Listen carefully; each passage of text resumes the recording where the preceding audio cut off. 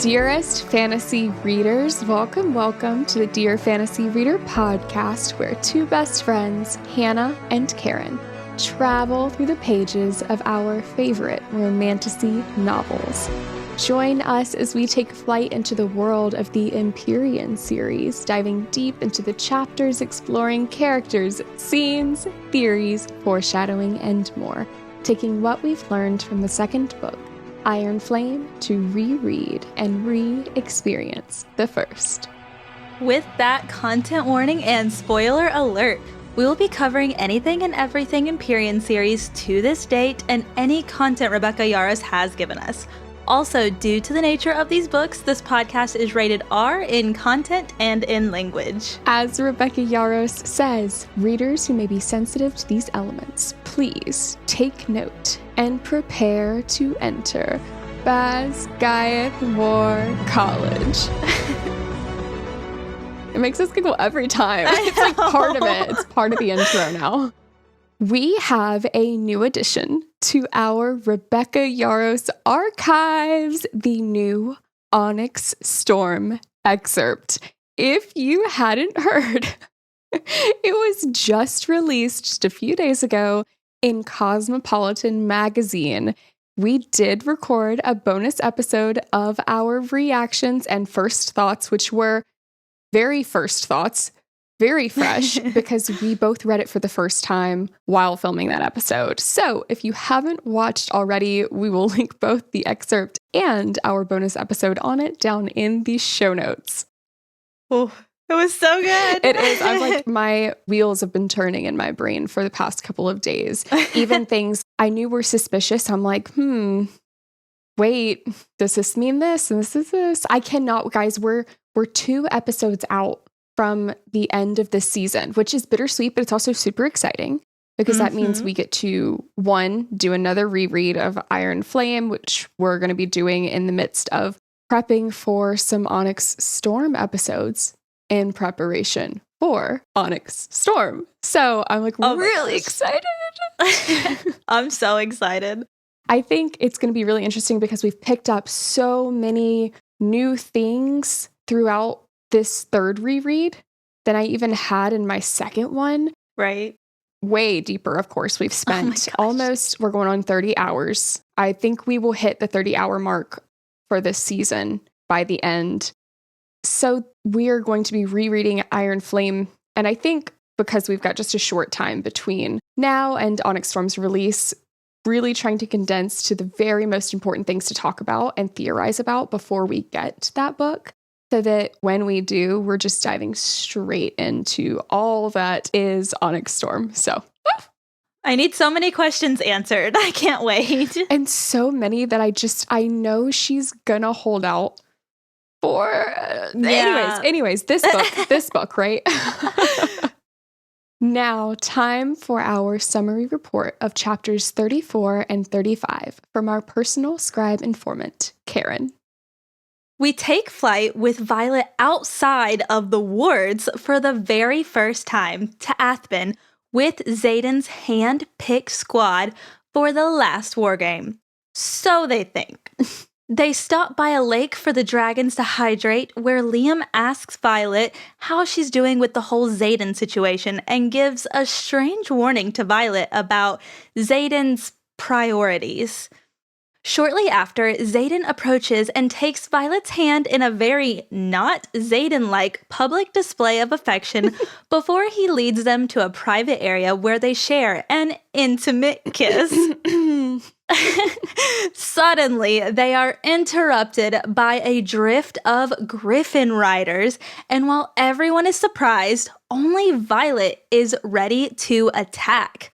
Before she gets the chance, Xaden and Liam pin her arms behind her back, both apologizing. The pieces begin to fall into place. Xaden has been working with the Griffin Riders to aid the enemy. Serena, the lead Griffin Rider, warns Xaden that Venom attacked a nearby village and Violet's world is turned upside down. Venom are real. And Xaden, well, this must mean he's a traitor.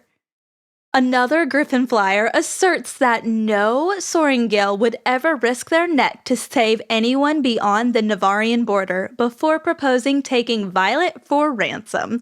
But Xaden shuts that down quickly, threatening to kill him if he takes one step towards that soaring gale. The flyers leave, and Violet pieces together that everyone around her, even her dragons, were keeping this secret, and she is overcome with blinding betrayal, turning to Liam and questioning whether they were ever friends and how he could watch her fall in love with Xaden. Xaden attempts to explain himself. They have been smuggling weapons to the Griffin Riders so they could defend their civilians from Venin. Violet quickly shifts from denial to realization when she recalls her father's letter from the Book of Fables, and she grapples with the horrific implications. Xaden insists that he has never lied to her and only hid what they were doing from her for all of their safety, as Dane could steal her memories and put everything in jeopardy at any given moment. He explains that this was the real reason Devar executed his father, and he couldn't risk losing her too. Still blindsided by a betrayal, Violet sharply asserts that her love for him was based on lies and deception, but that she does believe him. As they take flight for Aspen, Taryn apologizes for making a choice to protect her without her consent and assures her that it won't happen again. Slowly, more pieces of the puzzle begin to click. Her dad had spelled it out for her in the Forbidden Fables, and the archives were missing 200 years worth of history. They arrive at Aspen and quickly realize that the outpost had been abandoned, but not for war games. Xaden quickly asks Violet if Dane had touched her face after he told her about Aspen. Violet says yes, but that he would never steal her memories like that. Just then, Garrett hands Xaden a missive addressed to him from Colonel Atos. Survive if you can. Suddenly, it sinks in. Dane did steal her memories and told his dad she had unknowingly betrayed Xaden, betrayed all of them, and they had been sent here to die. These 2 chapters. Oh my gosh. This is where you said Violet's world flipped upside down. Mm-hmm. The entire book, like everything you think is happening and going on, just U-turns, does a couple sideways backflips. Like, oh my gosh. So much happens. It's such a good set. I'm excited to get into it. So drum roll, Dragon Riders, as we are in for 2 chapters worth of betrayal. Yes, that's the only word for it. Yeah. So I want to start off with this conversation with Liam at the lake where he expresses to Violet that he's concerned, that she's in over her head because he knows what Xaden's priorities are, which now makes a hell of a lot more sense knowing what we do and still just how much we don't know. Right. Liam knows about the revolution. He knows that Xaden is heir to the Tyrandor throne. Mm-hmm. He knows about the missions Xaden has been running. And as Xaden says later, this is bigger than just the 2 of them. Right. And Liam knows this, and he's just really looking out for her here. He is. It's one of those things where, like, I feel like on this reread, I'm actually Liam's perspective because I get Violet's in the right and I get Xaden's in the right. So I feel like, I don't know if that's a good way to put it, but it helps me put it into words, I think. But he also goes on to tell Violet to hear Xaden out later at the point that shall not be discussed just yet. So even though this is a less than glowing recommendation, it does still show that Liam is being reasonable because these are 2 people he cares deeply for. Absolutely. Ugh. Okay, let's talk about Xaden breaking his own rule, coming up and lacing his hand with the violets in front of everyone. What a statement. This, to me, makes a lot more sense, knowing now that his hesitation was about Violet's reputation of being seen with a marked one in a relationship, I should say. Not just any given superior ranking officer, whatever, in the quadrant, because in this scene, they're only around marked ones, and he knows he can trust them not to go off and gossip. Yeah. This is his family, and he feels very comfortable around them. Oh. Wait. Are we emotional? Yes. Well, especially, I don't know. In your first read, you're with Violet, right? Like you are feeling this sense of, you don't really like recognize necessarily that Xaden has put together only a group of marked ones. We get why that makes sense. But from, a Navarian propaganda standpoint, that is a scary situation to be in. So anyways. So Violet and Xaden sneak away for what starts as like him massaging her thighs, which, okay, and then leads to a make-out session. I wish so badly that we could stay in this small stretch of bliss forever. Like, can Onyx Storm just be, before this moment, after Violet said I love you, like that, this stretch, I could just stay in this. If we just have 3 more books of that, I am not set up for success. But after this point, everything, it turns upside down. They finally admitted feelings for each other. Things are cheeky and romantic, and then bam. I 100% agree with you because it ended so quickly. Way too quickly for my taste. Right. And like, can Violet just stay happy for just a little bit longer? Because when she's happy, I am happy. Right. No, I don't think that's going to be the case. Now I'm waiting for this happily ever after that Rebecca is talking about. But in the meantime, I think we are in for it, guys. If these 2 chapters foreshadow anything for us, it is that. Anyway, I cannot tell you how many gasps I gasped reading this scene, finding out that Xaden was working with the Griffin Flyers. I felt all of the things Violet was feeling: betrayal, confusion, more confusion. The more that Xaden spoke, the worse it got. Yeah, me too. I was feeling all of those things too. And it was not something I expected at all, especially Xaden working with the Griffin Flyers. Right. But even more than him working with the Griffin Flyers, that they aren't all bad like we've been told.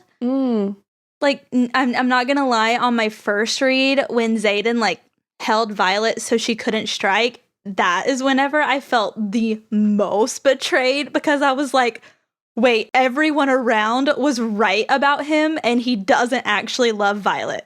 We quickly learned that's not true, thankfully. Yeah. But that was my initial gut punch reaction. Same. And I was really scared that he actually didn't love her too, right? Like that it was all fake. And that's why the rest of this book from this point is so chaotic, because your perspective on things shift every few seconds. And it's like whiplash from all these twists. Yeah. And I will say I could feel that the Griffin Flyers were misunderstood. I figured, because we've been hinted at Venom being real, that they were really the bad guys. We'd find that out. But not at all did I think we would actually like come face to face on page experience Griffin Flyers so soon, much less that Xaden was directly aiding them, which even having the hint early on, or like was clued in early on that they weren't like necessarily fully bad like we were made to believe, I still felt like, oh no, this is much worse than I thought. This is, he's not great. Dane might have been right. Like all of those things cast it. Yes. Yeah. Well, especially whenever they got stationed with Miras and Montserrat, they were getting attacked by Griffin Flyers at that point. So really what only experience we've had with them was bad. So you just assume at this point. Or I did. Yeah, no. I mean, I thought that the Venom would come up before Griffin. I don't know why. But then once the Griffin Flyers came up, I was like, oh, maybe it's the next book that the Venom come into play. Nope. There's so many little twists in this, which I love, by the way. Yeah. When I read a book, I know that the structure is coming to where there's going to be a twist, and some seem more obvious. And this one was kind of a situation where Venom coming in at the end seemed more obvious. Yeah. But one, I didn't expect the twist to be these, which is more fun, right? Right. So all of that to say, yes, I did pretty much see the Venom thing coming, as they were mentioned too many times as folklore. And after Papa Sorrengail's letter, it was confirmed for me, essentially. But I'm curious what your reaction was to this reveal. Yeah, it was after reading the letter from her dad. That's whenever I thought they have to come up again. And like you just said, I had no idea that it would be so soon or during a war game. Right. That they were sent out for the school competition. Mm-hmm. It never crossed my mind that that could be something that they deal with during this competition. I had a really hard time understanding what wards were on my first read. Yeah. So I think if I had understood the connection to Griffin riders, I knew they couldn't use magic in the wards, so that kind of set me up for understanding that the Griffins could attack. But I didn't quite understand that it was like a magical shield and that I didn't grasp it. So that ignorance, if you will, actually set me up to be able to be surprised. So. Love that. Yeah. Ignorance is bliss. Ignorance is bliss. It is. Well, and now we know that this is not all that Xaden was hiding, too. Oh, so it's like, it just keeps piling on for him. Yeah. Xaden's reaction to the one flyer saying a Sorrengail would never defend people outside of their own borders, and then proposing to take her for ransom. And he used his shadows. And stated, you take a step toward that Sorrengail and you'll be dead before you can even shift your weight. That is how I knew that they were going to be okay. That Violet and Xaden were going to be okay. That he wasn't like just wanting her dead, right? Yeah. That's the moment I knew. And that is Hannah's favorite thing whenever the Shadow Daddy will use his signet to protect his woman. It is. Well, and it is because I say it all the time. It's like a blend of romance and magic. Yeah. Like using your ability in a romantic way. Yeah. That's what gets me. Yeah. And then him using his shadows, at least she shouldn't have to question if Xaden was setting her up to die. Right. Even though she was a little concerned about that later whenever he pulls out the alloy dagger to give her. She was on edge. Can you blame her for being on edge here? I do not blame her for not catching that. I don't, but he was also protecting her, so. She could have also seen it like, she's my bargaining chip. You aren't. So I could see there's a lot of situations, right, that Violet understandably, some not, misinterprets. Yeah. I could see that being where she was like, fuck. And I still think here, she still isn't quite sure. In that moment, she's thinking that they're all, like all of her Xaden chosen squad, right, is going to be as surprised. And like, she says she realizes at one point, oh, I am the only one that's not surprised. And I am the only one that's like ready to fight. Because everybody else knows them, essentially. Oof. So at that point, she's not actually questioning things other than being confused. The chapters of betrayal. And it just keeps building. Yeah. I have a question. Because I'm trying to remember specifically about something. So the Griffin Flyers don't actually know who Brennan is, right? Because their comments about Sorrengails not defending people outside of their own borders made me wonder if I'm remembering that correctly. So I just want to make sure. So I had this in our foreshadowing section, but that was exactly my thought. I think the rebellion has been so hush-hush. Remember, even the marked ones are only told the bare minimum that they need to know. But they might know him and not know that he's a Sorrengail because remember, Brennan goes by a different last name so that people don't know who his mother is. It's a toss-up. But yeah, that line specifically made me think that they don't know that Brennan is a Sorrengail and is fight. But, they could just not know about Orisha and them rebuilding. That's true. If I was Xaden, I would keep as much as close to and he does, keep as much as close to the chest as possible. Yeah. Well, and also there's people above Xaden, right? Like he's on the council, but he's also so young. So there's a lot going on back at Orisha while Xaden, he can only get out for these missions. Right. That even Xaden's only told the bare minimum. So like he even stops them from telling them about where the Venom have attacked and stuff like that. Because he's like, oh, just only what we need to know. So regardless if they don't, the sentence still makes sense. They just don't connect. And it was also a really great way to remind us about Brennan, which has happened a couple times through these chapters where she thinks of Brennan specifically, and it was setting us up for the reveal at the end. So one of those things, it's like you're definitely not expecting Brennan to have been aiding the rebellion if he was even alive. If you saw that coming, which we'll get to me actually calling the end of that book later. But yes, that was the one thing I was certain of going through the book, that he was alive. I feel like if you look at me, whenever I'm reading this book the first time, not a thought behind my eyes about what's happening in the future. Only like, because... la, proper name, common stuff, or whatever that quote is. I think I'd actually thought, I didn't know that he was going to be on the rebellion side, first of all. So I wasn't expecting like that reveal at the very end of this book necessarily, but I just had the vibe that he was going to be alive. But I even thought to myself, like, he sounds like a really cool character. I'd really love to read about him. I hope he's alive. Yeah. I don't feel that way about him now, unfortunately. But yeah, that is. So it was just tying back to the topic at hand for this chapter. The Sorrengail line, which I really loved that they included, because then Violet did get to differentiate herself from any of the Sorrengails, right? I wonder if Mira will stay the trap. I hope so. I want Mira to be good. I think one of our siblings is not going to be. I think it's Brennan. I think it's Brennan too. I don't know. Mira's really grown on me through this reread. Mm-hmm. I didn't like her before this reread, but she's grown on me. Yeah. Yeah, if I had to sacrifice one, sorry, Brennan. Sending you to Malik. Dane first, though. I'm surprised that didn't come out of your mouth, Karen. That if I had thought of it, I would have said it. We synced, actually. You sent that in, yeah. Anyways, so you mentioned that the moment that you felt most betrayed was when Xaden and Liam held Violet so she couldn't use her power. Yeah. Mine was when Violet realized that Tiernan and Darna knew and didn't tell her. Oh my gosh. Just gut punch.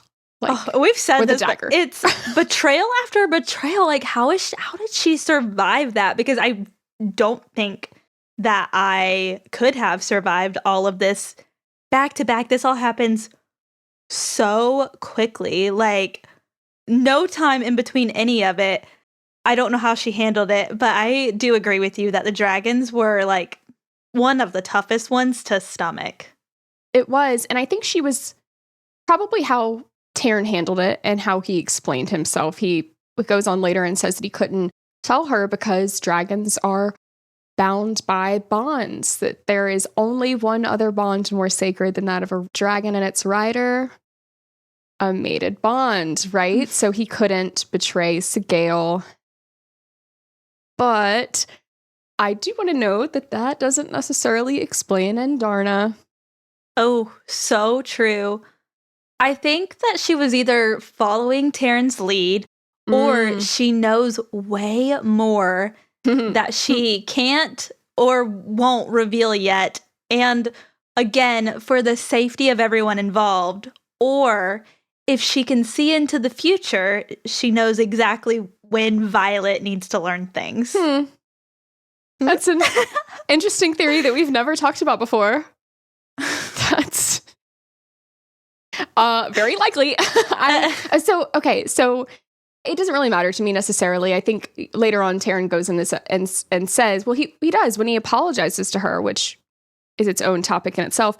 But, he says that they made this choice, right? Yeah. So it sounded like Taryn was bound and Darna had some flexibility, but Taryn is an elder, not necessarily one of the elders, but an elder to her. And she tells us in Iron Flame how much she looks up to him. Yeah. Like, deeply admires him. It could just be that. And Darna has, at the very least, some sort of foresight intuition. Yeah. I will not jump on that pedestal right now. Let's talk about how Taryn corrected Andarna for trying to justify lying by omission and saying, quote, "We made a choice to protect you without your consent. It was an error that I won't make again." That is how you apologize. Right there. Oh, so agree. It is one of the most sincere apologies I think we have seen from anyone this far. Admission, no excuses, and plans to change for the future. Right. And as you have pointed out previously, he is 100 years old. So he should be the most mature out of all of them. But it was really refreshing. There was some accountability there. Yeah. And it also gave me faith that we just needed to hear the characters out. Like at that point, once I realized that Taryn and Darna were on Xaden's side, essentially, it's like, oh, okay, no, we're going to be good. We're good. Yeah. And showing us that we should not jump to conclusions about anything. This podcast is nothing but jumping to conclusions. And also not jumping to any conclusions. All at the same time. That is our new motto. We just yapping in circles. On the backs of dragons. So this scene where Violet asks Liam if they were ever truly friends. This we're just jumping from gut punch to gut punch. Like that is this episode today. This is basically All Too Well.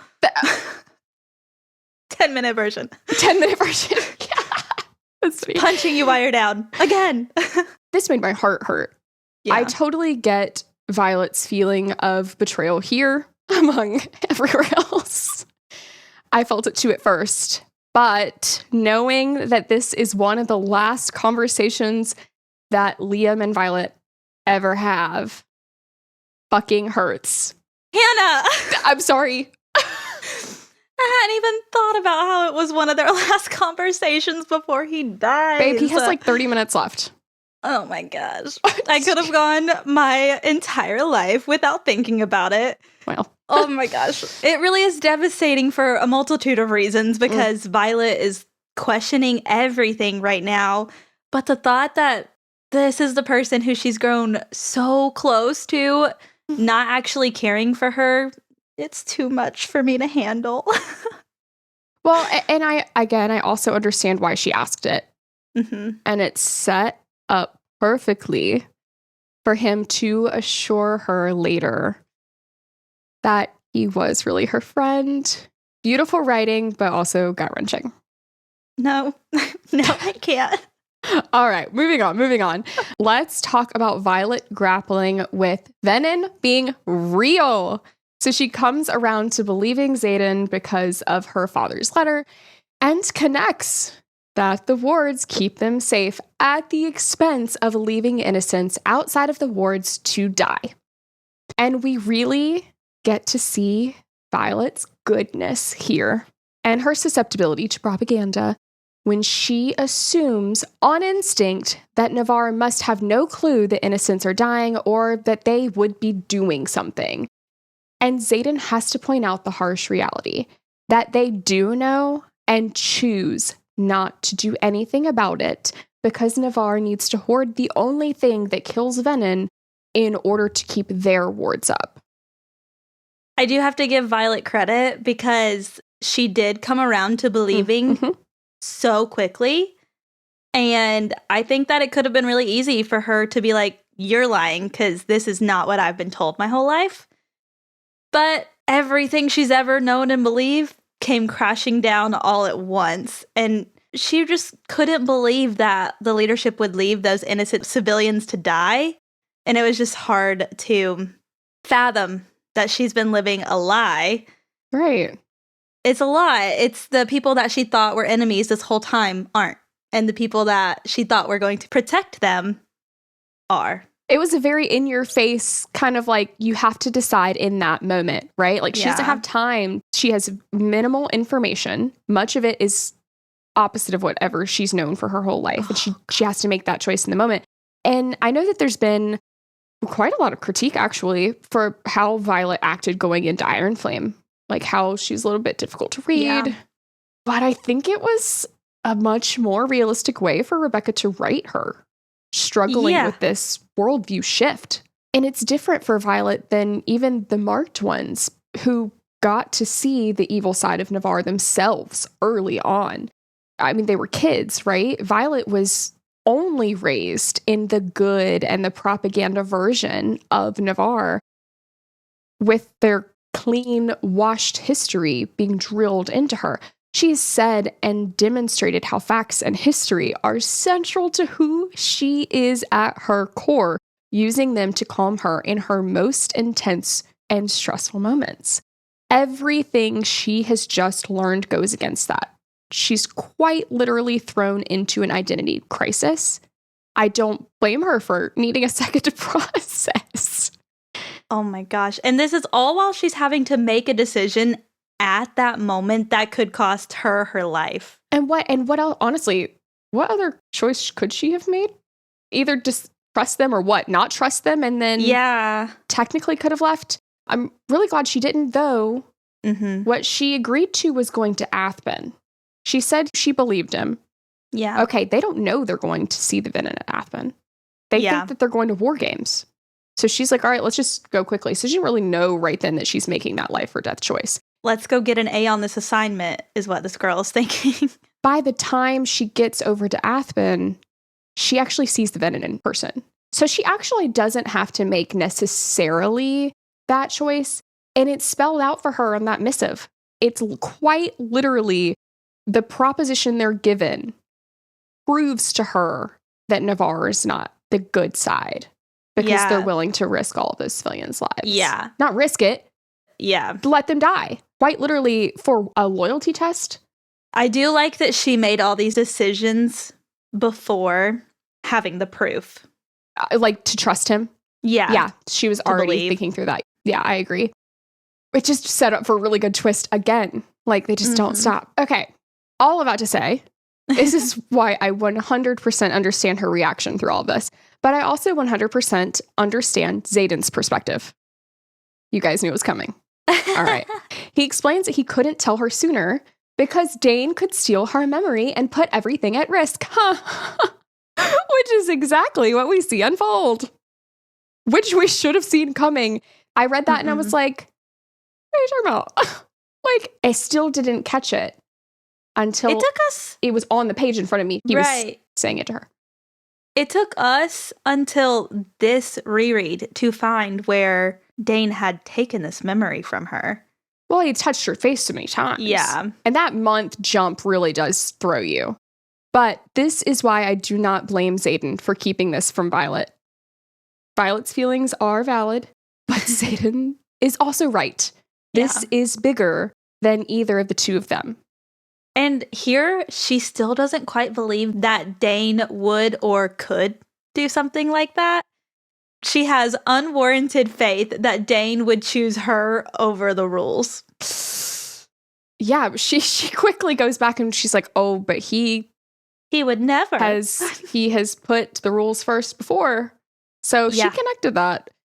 Another reason I will defend Xaden till the day that I die, Rebecca, do not make me regret saying that, is that he watched his own father executed for trying to help the very same people and says that he couldn't risk losing her too. When I tell you, I'm getting pissed off, that my heart broke when Violet, and again, I'm I get it, guys, but let me have a moment. When she interrupted him saying that he loves her to correct him with loved, especially knowing how long Xaden has loved her before this moment, him shouting in front of everyone, "Love, you love me," it made me not like Violet in that moment. Ugh. I understand why she couldn't say it. But she didn't have to not say it. She just didn't have to Yeah. say it. She corrected him. Like, she could have just Yeah. been silent. It was uncalled for. Just kidding. I get it. But you're right. It's not fair to Xaden, but it's also not fair to Violet. No, they're both in the right. It was just so painful all around. And whenever I say this, I don't mean this in a bad way, but Xaden was just so desperate here. Yeah. He was desperate for her not to give up on them whenever he was trying to keep everyone safe. And he just doesn't want to lose her like he did his father. And that's so devastating. Well, it is. And it's one of the things that I love about this series, because on a first read, I'm 100% with Violet's perspective, right? Like, that moment still gets me. Still got me on the first read, because I'm like, oh, whoa, hold your horses, girl. That man can wield shadows. Like, let's give him cut him some slack here. But we're not able to understand the choices in the first read that other characters are making. But now on rereads, I get it. Yeah, it really is all about perspective. And I think with Xaden's POV chapters, I think that helps us cut Xaden all sorts of slack, because we understand how deeply he cares for her. We didn't know that our first read. And also, he seems very cold to her, which you're pointing out on a first read, which could be perceived in moments cold to her. Now that we know, we're like fully perceiving it differently. But to her, there's a lot of moments where she does just think, she takes so long to even trust that he's not after her to kill her.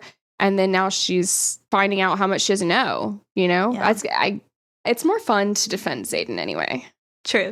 Like, so they land at the Athman outpost and realize that it's empty. And both Garrick and Xaden point out that they wouldn't empty out one of the most strategic garrisons just for war games, which we know is true because the letter Violet found in her mother's office told us that it was abandoned due to consistent attacks and lack of reinforcements. So Colonel Atos took advantage of this and set them up, likely knowing about the Venin attacking a nearby village days before. So, knowing they were around. Xaden then puts the pieces together, asking Violet if Dane touched her after he told her about Athman. There we fucking go. Ugh. It's this next line that I have to point out. Violet says, "I would know if he read my memories." And Xaden says, "No violence. Trust me, you wouldn't."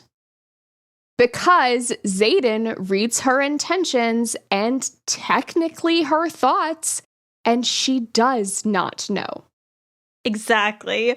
Rebecca was so not subtle with this foreshadowing of Xaden's second signet, and I completely missed it. I'm wondering, and I wonder if you're wondering this too, when we find out Violet's second signet, will it slap us in the face like this? Especially since she said it, she thought it was super obvious.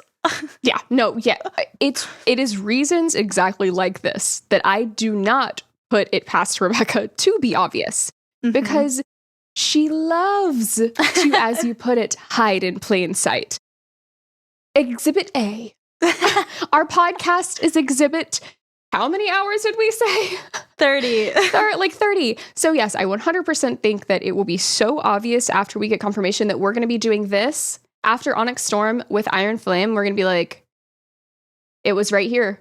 This whole time, like, she used it this heck? place, this place, this place, which is why I'm excited that we're actually waiting to like do our Iron Flame deep dive after we get Onyx Storm, because we'll be able to pick up all those things. And just like we're doing with this one. Yeah. But in this situation, Violet realizes that Dane must have stolen her memories, because this is not War Games. They had been sent here to die. And what a quick display for Violet of exactly why Xaden couldn't tell her the very things that she feels betrayed over. And the fact that Xaden made sure to tell her that this wasn't her fault before going full wing leader mode. I don't think I have to say it anymore, but guys, I stand by all of Xaden's decisions. Definitely. Same. I am so glad that he reiterated that it was not Violet's fault, because I would definitely feel like it was my fault if I was in Violet's shoes there. Yeah, that's why I think it's such a great display. Because she could have went on forever being like, oh, he would never do that. You could trust me. Tell me everything. And being not understanding of why Xaden couldn't tell her. And literally, she's just connected immediately why. So I really like, honestly, how that twist was written to really come full circle. But back to Dane. I understand now that Dane didn't intentionally steal her memory. Didn't know that they were being sent here to die, all of that. But on my first read, I was fucking livid.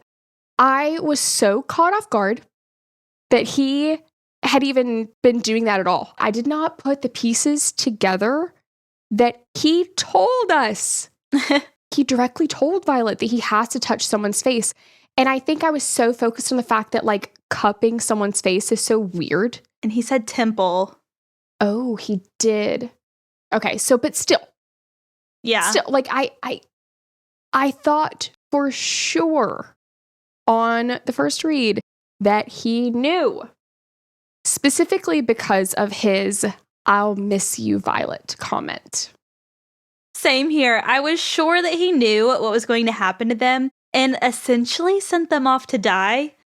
So in hindsight, I'm not mad at Dane for taking the memory, because it was an accident. What he did afterwards, however, was not an accident. But he didn't know exactly what was waiting for them, so I will offer him a tiny, tiny bit of grace there. That's progress for you, so. You know, Rebecca has said that in this situation, he was just trusting his dad. Yeah. And for that specifically, I cannot fault him. I can't. Yeah. Even the act of going to his dad, like I can't fault him for it.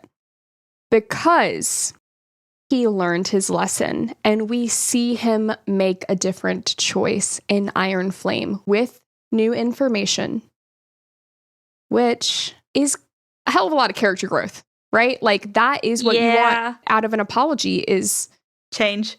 Yeah, and he did when he was faced with trusting his dad again or not, right? Yeah. And he chose Violet. And I know that I've critiqued that redemption arc. It is a great full circle redemption for us being upset with him about this choice. But I think, and we've talked about it before, that there's some sort of missing, like Rebecca is missing why most of the readers that dislike Dane, I can't speak for all of them, it is because of everything he's done prior to the face stealing moment. So I need a redemption for those things. Yeah. This is redeemed. 100% agree. I need the rest of his character to be fleshed out with like the protecting thing.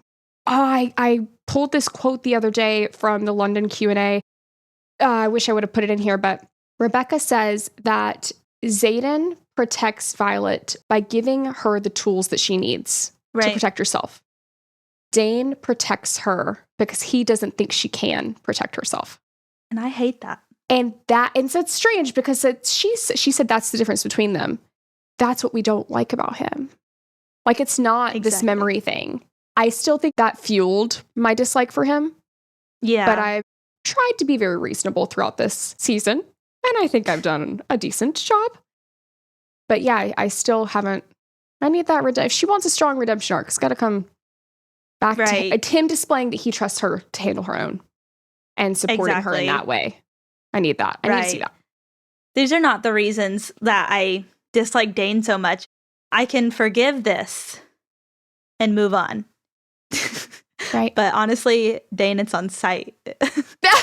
As of right now, yeah. Which he strangely, spoiler if you haven't read the Onyx Storm excerpt, skip ahead a couple seconds. He's not mentioned in the excerpt. He's like, when we talk about this in our reactions. We were like, who's mentioned and who's missing? And we were like, Dane is missing from this. Like no reference at all, which is none. Interesting. It's notable. I don't know what it means, but it's notable. All right. Time to head on over to the Healer's Quadrant to get a temperature check on our characters, our favorite moments, and quotes. My hot this week is Tern for his ability to thoroughly apologize. Yeah, it was hard to have a favorite for these set of chapters, but slim pickets. Yeah, I also think Tern for the same reason. And again, he's still in the wrong there. Like it's barely sizzling hot this week. It's not very hot. It's lukewarm. It's a lukewarm. There we go. That's the Yep. The knots. Sorry, guys, I can't put Xaden on here. I also can't put Dane on here. I think that everyone was in the right with the information and decisions that they had in this set of chapters. Yeah, I think you're right because everyone was doing their best, but it just sucked so much for Violet. There was no other options. I am, however, still a Dane hater. Yes, we know.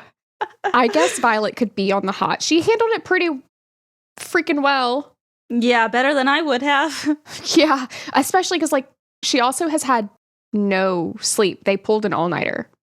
Not a minute for me. I can't function without sleep. As a sleepy girl, I would have not done well. I would not have done anything. I'd have been like, I'm gonna nap. I would have still been asleep by the river. Which Xaden told her, when we get over to Athman, I need you to rest. Yeah. But they don't get the chance. So, you know, that's important to remember as we, one, critique her emotional reactions, like her with the whole loved thing. Like, this girl had no sleep. I no longer can blame her, honestly, now that I think of that. Everything is justified. It is. Everyone is in the wrong and the right. Right? So, it's favorite moments. Mine, again, slim pickings. When Andarna said that the griffins look tasty. The rest of the moments, though, are just hurtful. So they can't necessarily be favorites. Yeah, I agree. It's hard, again, to pick a favorite moment because of how heavy everything got. Mm-hmm. But I think mine might be how Tern let Violet come to her own conclusions and said, I chose you for your intelligence and courage. Just because I always love a moment where Violet's strengths are pointed out beyond her signet. And it's just a reminder that she really did defeat all the odds. Yeah, that is a really good one. I also have to give it to Xaden's Shadow Daddy moment about that Sorengale. So, Sorengale. Yep. All right. Favorite quotes. I do have a couple of these. Xaden, while he's massaging Violet's thighs, quote, "Trust me, my motives aren't altruistic violence. I'll take any excuse I can to put my hands on you." Okay. Yes, sir. Okay, next one. "I'm way too fucking greedy when it comes to you." All right. Yep. And they're all Xaden, guys. Who would have thought, right? Surprise. "I've been yours longer than you could ever imagine." Hello. Oh my gosh. What a bounce. Mine is from Violet, which is also balancing your Xadens out. And it's when Violet says, "I was thinking you are exactly as I predicted the first time you took me in my room. A dangerous addiction, impossible to sate." Yeah. I love them. Oh. Now let's stop by the Scribe Quadrant for our Epigraph Analysis, starting with Chapter 34. The first known Griffin attack occurred in 1 AU after unification near what is now the trading post of Resin. At the edge of the dragon-protected border, the post has always been vulnerable to attack, and over the course of the past 6 centuries, has changed hands no less than 11 times in what has become a never-ending war to secure our borders from our power-hungry enemies. Navarre, an unedited history by Colonel Lewis Markham. I'd like to point out first, unedited history. I really want to organize all of the epigraphs into specific, like what's unedited, like what is unauthorized. What is unauthorized, the things that Navarre hasn't washed. And I'm going to tell you why this epigraph is actually quite important and gives us a lot of context. So this was setting up for the next chapter where Xaden is given 2 options on the missive. Saving the enemy village of Resin from the venom, or demonstrating their loyalty to Navarre by leaving them to die. Let me put that into perspective. Navarre knows that those people will die, put it in the faces of these marked ones and said, either you watch them die and then you go be loyal to us, you do your duty, wing leader, or you help them. While it's awful to use innocents as pawns at all, this epigraph makes it even more of an egregious act by Colonel Atos because the citizens of Resin have been both Navarrian and Paromish at 11 different points in the last 600 years. That means that those very citizens have previously been many times Navarrian citizens that they're now calling the quote-unquote enemy village and are leaving them to die as part of a test of loyalty. Okay. This is an important lesson. Borders are made up. It's quite literally a made-up border that this village has switched between, that has shifted time and time again. That is the only difference. Yet they're enemy now. It's a lot. That is a political lesson. Yeah. That is a moral lesson. What we've talked about on this podcast many times, that Rebecca's a history major, and she really wanted to emphasize, like, erasing history, how dangerous that can be to leave certain parts out, or have an authorized versus unauthorized edition, and seeing what people clean up, what they hide away, what they don't tell people. That is awful. Oh, and it's tough to read now. Yeah, knowing especially that they were their people. Yeah. At one point. That is egregious.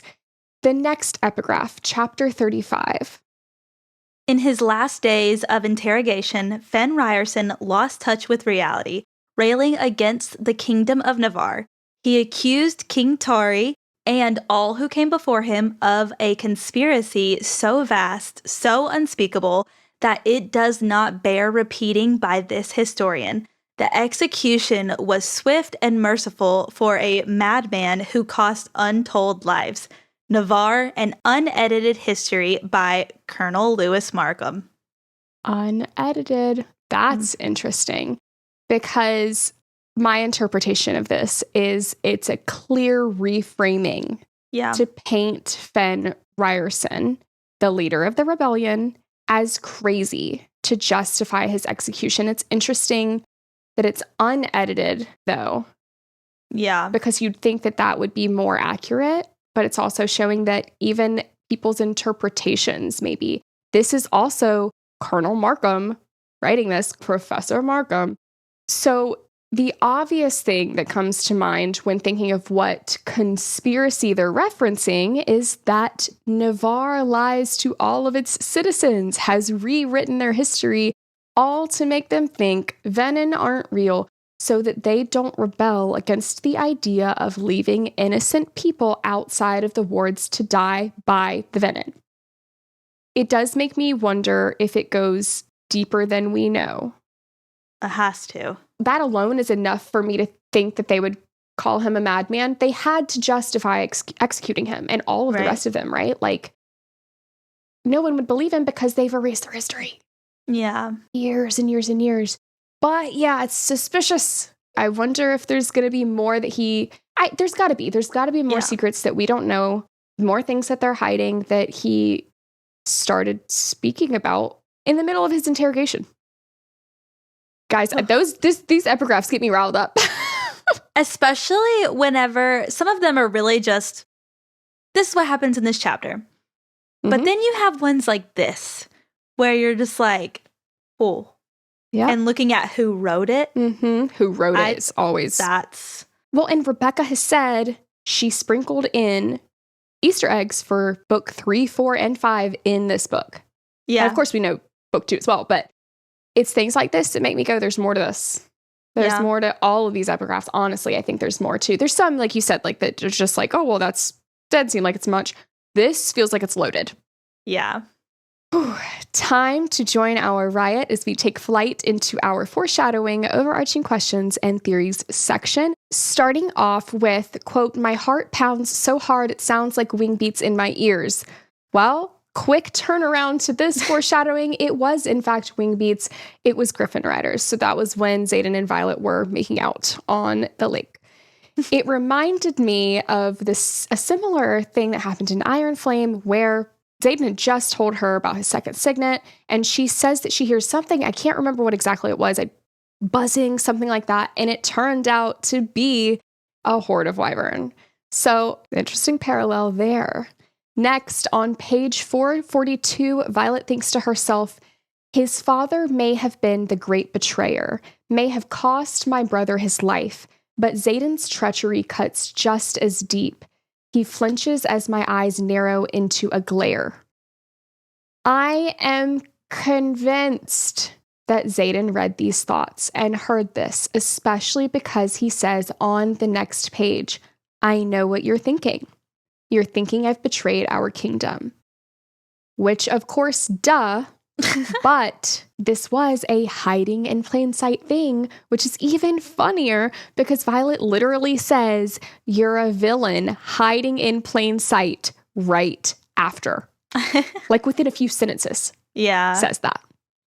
And this was obvious, but I didn't put the literal events together until now. I don't know why or how, but Nolan, back in chapter 6, said that, quote, General Sorengale saved Navarre by capturing the great betrayer. In my brain, it had connected, of course, that Lilith was responsible for Xaden's dad's death. I just hadn't connected that she physically captured him during the rebellion after he supposedly shot Brennan. Same. I kind of saw her more as an overseer of his death, and I didn't really think about her being the one to capture him. Exactly that. I just thought like she was a part of like the team that went out, which makes it even more understandable why he wanted to kill Violet and Mira so badly. And also the fact that she captured his dad. His dad was executed. She had to feel guilt, which is good, because she then advocated for the marked ones. Well, before they were marked ones, they were just kids of the rebellion leaders, to not have to witness their parents' execution. And then she goes and makes the deal with Xaden. That is so much worse to know that she was like literally the one that captured him than just like a piece of a team that did, you know? Yeah, you understand Xaden's anger and need for revenge. And you understand her guilt a little bit more. Yeah. Why she was the one that was in charge of making this deal and stuff. I do like that she does have a little bit of empathy or sympathy for the kids. Yeah. So there's a little bit more of Violet in there. Yeah. Also of like that where Violet got her empathy from. maybe? I don't. Oh. It's so hard. I definitely, we need to know more about her dad. We've kind of assumed that that's where it came from, but, she grapples a lot with not wanting to be like her mom. And I think we're going to start to see that shift the more that she learns a little bit more about how hard, because she doesn't really fully get to know that until the end of Iron Flame. And so I think that's going to be something that she, after her mom passed, is going to grapple with. That's definitely going to be an aspect to Violet's inner struggle throughout Onyx Storm.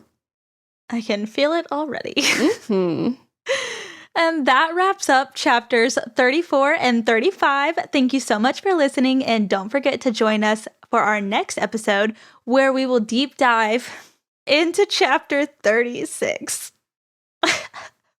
There is a reason it will be the sole chapter that we are covering. Anyways, if you are looking for ways to support us so that we can continue to make high quality content, please leave us a review, check out our Patreon, give us a follow over on socials, and share to all of your Fourth Wing friends. As always, we encourage you to email us all of your thoughts, theories, and suggestions. Drop them below if you are watching on YouTube, or join us over on Discord. Until next week, dearest fantasy readers, prepare yourselves. Period. That's just prepare yourselves with some tissues as we continue our journey through the Empyrean series.